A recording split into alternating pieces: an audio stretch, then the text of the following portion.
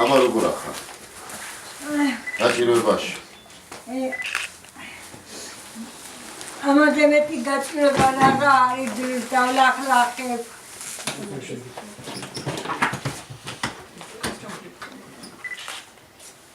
ესე ამ კავშირი ხომე ფერტო მაწყუხე. თქვენ მარტო ცხოვრობთ? მეუღლესთან.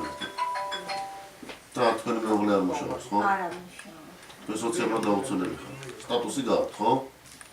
სოციალურად დაუცველების დახმარებას ხო იღებთ? მე მარტო მე ვიღები ეს არა. რატო? არ ჩასვეს? ეს არ ვიცი ესა. დაგეხმარებთ ახლა და დაგაწერილებთ განცხადებას ადგილზე. წავიღებთ და შესაბამისად უზრუნველყოფთ შეშით. ზამთრისთვის. რაღაც პირველადი საჭიროების რაღაც მცირეოდენი რაღაცეები მოგაქვთ ეთი შაქარი რაღაც. ჩვენ დღეს ვიყავით ორ სოციალურად დაუცველებს ოჯახში. ჩვენი მუდმივი ზრუნვა იქნება ამის შემდეგაც ადამიანებზე, რომლებიც საჭიროებენ ჩვენს გვერდში დგომას.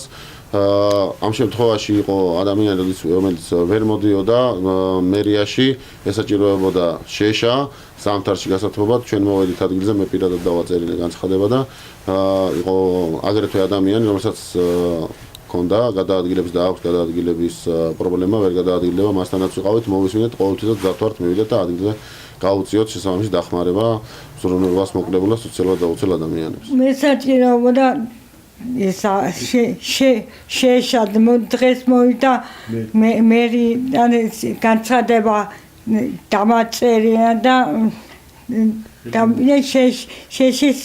შეშას მომიტანა ეს პროდუქტები მომიტანა და მადლობა დახმარების, დახმარება გამიწია.